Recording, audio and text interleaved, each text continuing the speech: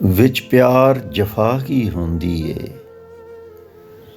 ਇਹ ਹਿਜਰ ਬੜਾ ਕੀ ਹੁੰਦੀ ਏ।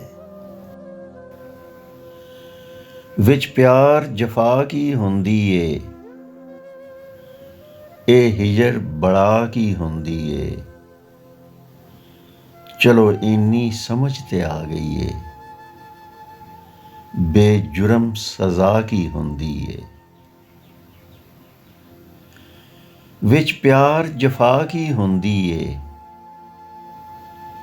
ਇਹ ਹਿਜਰ ਬੜਾ ਕੀ ਹੁੰਦੀ ਏ। ਚਲੋ ਇੰਨੀ ਸਮਝ ਤੇ ਆ ਗਈ ਏ,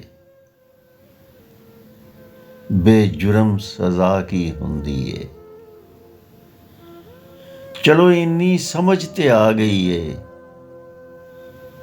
ਬੇਜੁਰਮ ਸਜ਼ਾ ਕੀ ਹੁੰਦੀ ਏ। ਬੇਜੁਰਮ ਸਜ਼ਾ ਕੀ ਹੁੰਦੀ ਏ।